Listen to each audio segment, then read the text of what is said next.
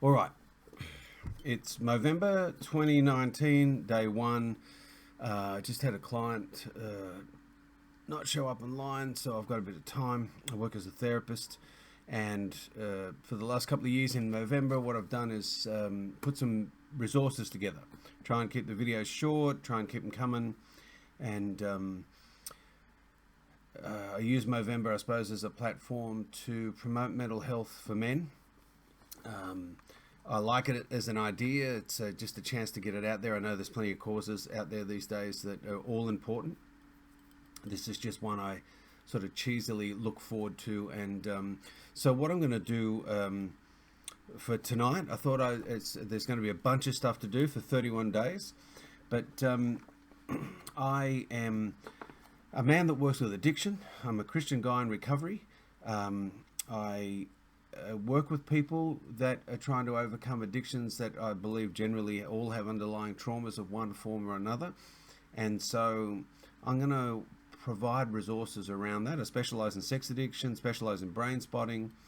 In the course of Movember, I'll be studying emotionally focused therapy with Sue Johnson's work, so I'll be pretty sure I'll be doing some videos on that throughout this time. But this morning I was talking to my own sponsor, and in some of the writing I've been doing, I use the resources of Patrick Carnes Gentle Path through the 12 steps, and what I try and do is I then do the corresponding principle when I'm writing, and it's how I keep, after 30 odd years of writing on the steps, I keep it alive and interesting, and I got a great sponsor that I then read this stuff to, and I suppose if you told me 33 years ago I'd still be writing on the steps, I'd probably feel a bit disappointed, but what I understand about growing spiritually and being in recovery is that to maintain mental health, we've got to have daily rituals of integrity. And this morning I did my MOvember. I'm doing that campaign too, where I'm doing 10,000 steps every morning, and trying to be active in a keto and fasting program, which I'll sort of put into my Movember page as well. But if I did this video this morning, I wasn't feeling too good. I had a lot of negative thinking. My inner critic was up. And I remember I did a few outreach calls, listened to my prayer app, did some meditation, and then had the meeting with my sponsor while I was walking. And it's a long walk. And, at the end of the day, I'm in recovery. I feel sober in all things, and grateful. And I have another client at 9, and I'm looking forward to that. And then I can spend a bit of time relaxing. But what I'm going to focus on is just at the back, the last little bit of this. It's like, step work's interesting because it's a deep way of living.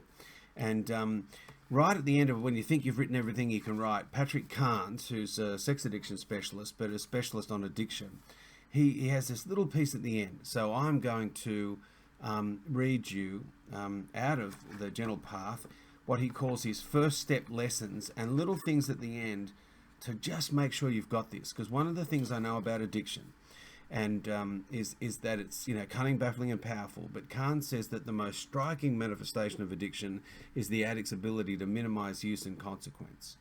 And he says that 3 things lead to relapse. 1 is unchecked secrets. 2 is a misunderstanding or an insufficient first step knowledge, that we really don't see clearly what we're powerless over and how unmanageable we've got. And the 3rd thing is that we have an inadequate recovery program. So he's got this thing at the end, and make sure that if you've done this first step, that you've got as much out of as you can, because addicts are famous for throwing in the towel and standing on the corner.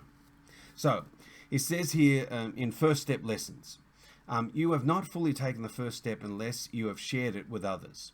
One 12-step group has a tradition that after 90 days in the program, a newcomer shares his or her first step. The expectation helps remove procrastination. If you do a first step in treatment, you may wish to do it again in your 12-step group. When you share your first step, usually with a group, focus on telling about the depth and pain of your powerlessness, not necessarily your whole story. Choose incidents that are most moving to you. Get feedback and support from your guides about what to share. Remember, your goal is not to perform for others, but to help you see and accept your powerlessness. The more honest you are, the more relief you feel. The first step invites you to share freely, holding little back. This is called taking a first step. and means a fundamental acknowledgement of the illness and a surrender to a different life. Some people go through the motions of a first step without actually taking the step. They avoid the step by sharing examples of the powerlessness and unmanageability as if they are unrelated. They are detached from the impact of their illness. Taking the step means clearly admitting the patterns of the illness and sharing the feelings that accompany the realization that you have been out of control. Healing occurs only when the step goes past intellectual acceptance to emotional surrender. Following is a comparison of some of the characteristics of taking the step versus avoiding it. And he has a little ledger here, and I'll snapshot that and I'll put it in the YouTube video. But the idea, I can never get the left-right thing in these things, but the sort of taking the step. If you really take this step, it's going to be deliberate, thoughtful, emotional. You'll be emotionally present. Feelings are congruent with reality. Ownership of feelings, taking responsibility for the behavior. Perceive that events form patterns, so you start to get this, you see the progression. Acceptance, acknowledging the impact, surrender to the illness, and see addiction as part of life.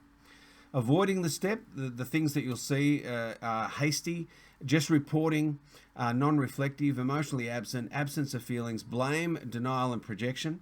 Perceive events as isolated, defensiveness, deny impact, attempt to minimize illness, and see addiction as something to be fixed. So be aware of the tendency to become detached when telling your story. Try to remain open to both your own feelings and the feelings of those whom you are sharing. There are many reasons why people avoid, sometimes indefinitely, taking the first step. And read the following items and see if any apply to you.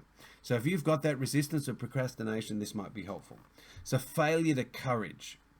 To face an illness requires great courage. Some people are unable or unwilling to do it. And if you find yourself thinking that you don't really need to do anything or that you can handle it by yourself, find someone in the program to support you in your fearful moments. Not witnessing a good first step. So if you have never seen a first step taken, then you have no real model of what to do. Watch someone else take the first step and ask your guide to talk to you about his or her first step. How was it taken? What did it mean to them? Inadequate preparation. If you have not carefully prepared and consulted with your guides, that is, if you haven't carefully examined your own story, do not proceed. A first step is not something you can do hastily. Denial of impact. If you find yourself minimizing things weren't not so bad or wondering if you are making something out of nothing, it's time to go back over your story with your guides. Acting out. Actively holding on to some aspect of the addiction or co-addiction, even in some very small way, will interfere with taking your first step. Remember, you will not feel better until you completely stop your compulsive behavior. Holding on to a major secret. Secrets most often involve shame, and shame will serve as a barrier to the self-acceptance necessary taking a first step. Share the secret with your guides or therapist before proceeding. Distrust of group. Having confidence in your group is necessary in order for you to take the risks for your first step work. If you do not feel comfortable in the group, talk to your guides about your options. Inadequate understanding of the 12-step program. When you were brought into the program, someone probably explained how the steps work. Each step has a special purpose, and they were designed to be worked in a sequence in which they are written, culminating in a spiritual awakening in step 12. Still working the steps is a lifelong program, and if you are still confused about the program, seek some help before attempting your step work. The concept of the addictive personality shift will help you here. Addicts and co-addicts acknowledge that in their illness, it seems like there are two people inside of them. The real person who tries to live up to the values and cares about people, and the other person who values the relationships, whose values and relationships are sacrificed during addictive obsession. This Jekyll-Hyde experience is very common, and the addict within us is cunning and baffling. Even being able to recognize a shift from when you are your true self and when your addict is taken over is an extremely helpful tool in detaching from your addict's power. In terms of your first step, your addict within will work hard to sabotage your efforts at an open sharing of your illness. List below 5 ways your addict might try to win a few of the first steps. So getting, it's really aware of whatever that's going to be for you will be helpful. And then we out ourselves and we put that out there so we don't sabotage. It talks about here, he's got the tool of asking your guides to get some comments and some encouragement, because largely addicts don't ask for help. We try and do things on our own. He mentions the serenity prayer here at the end, and as a tool for guiding and guiding you to move forward. And so I suppose what I will read out here is Carnes's breakdown of that. The serenity prayer. No better statement of our need to re-establish balance in our lives can be found than in the serenity prayer. God grant me the serenity. Serenity means I no longer recoil from the past, live in jeopardy because of my present behavior, or worry about the unknown future. I seek regular times to recreate myself, and I avoid those times of depletion that make me vulnerable to despair and to old self-destructive patterns. So it's God grant me serenity. To accept the things I cannot change. Accepting change means I do not cause suffering for myself by clinging to that which no longer exists. All that I can count on is that nothing will be stable except how I respond to the transforming cycles in my life of birth, growth, and death. Courage to change the things I can. Giving up my attempts to control outcomes does not require that I give up my boundaries or my best efforts. It does mean my most honest appraisal of the limits of which I can do. And the wisdom to know the difference. Wisdom becomes the never-forgotten recognition of all those times when it seemed there was no way out and new paths opened up like the miracles in my life. So for many of us in recovery, the serenity prayer begins as a way to let go and process our grief about life. Over time, however, as we work the steps and let them work on us, the serenity prayer becomes a way of living. The serenity prayer is a recipe, not a formula, and it does not have hard and fast boundaries, and its applications are ever changing. We must continually adapt it to our circumstances. In the process, it teaches us how to steadily adapt to the challenges of life. Carnes always says that, capture the reflections in the first step and make sure, what did it teach us? What did, really trying to make sure we go forward, because he said, like, those 3 things that lead to relapse is an insufficient first step. We really don't see how we're completely powerless over it. And I suppose the last piece I'll read here is he talks about the brain, and what we're really engaging and interrupting here is the way the brain's been damaged. So the recovering brain, the most important element of recovery is the ability to choose. Addiction robs much of our power of choice by hijacking our brain over and over until we become powerless over our addiction and our life becomes unmanageable. But addiction does not take away every choice from us. In step 1, we choose to acknowledge our powerlessness and admit that life has become, or what life has become. We accept our limitations and the realities that addiction presents to us. This step connects us to the memories that show us how our addicted brain was seduced and hijacked. These memories help us wake up to how cunning addiction is. We can look back and see many of the decisions our addicted brain made were harmful ones.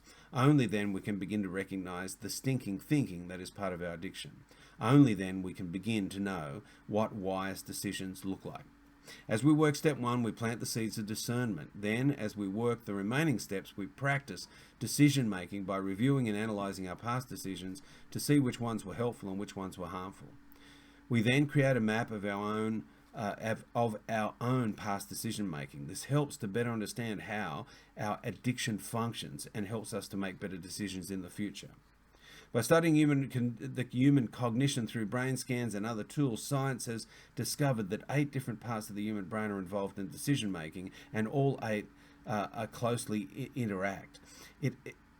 If even one of these 8 parts is not working properly, we don't think clearly, our ability to make decisions is impaired. And neuroscience has discovered that addictions and compulsions negatively affect all 8 of these areas. For years, researchers tried to determine which of these 8 areas was the most important, or which one might serve as leverage to treating addiction. Now, finally, we have the answer. All 8 are essential.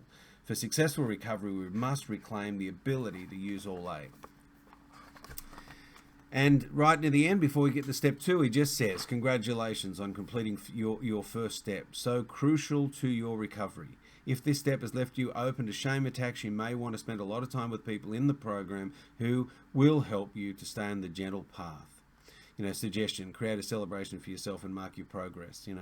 What are some of the gentle, healthy ways you can celebrate this new beginning that you've made? And addicts, we don't celebrate those things very well. I know for me, accepting the limitations that these things, that my addictions have presented me with, have opened me up to the vast miracle of life, and to the most important bit of the Serenity Prayer, which is God for me. I've certainly seen atheists and agnostics get well, and I've certainly seen other people manufacture and create a God of their understanding that works for them. But I know for me, having a personal relationship with God has really been the gift of working those steps. So hopefully this will be the good start to MOvember. Pass these videos on to anyone you think that might be helpful, and please, if they're not your thing or you found another way, God bless you, that's fantastic, and do what works for you. And I really hope through MOvember I will revisit some of the old videos that I've made and some of those tools, but I also want to present things that are really new and on my heart at the moment. If you're in recovery, I hope you've made it through this day well, and if you haven't, please be gentle with yourself and be gentle with your heart, and donate for MOvember. Thank you.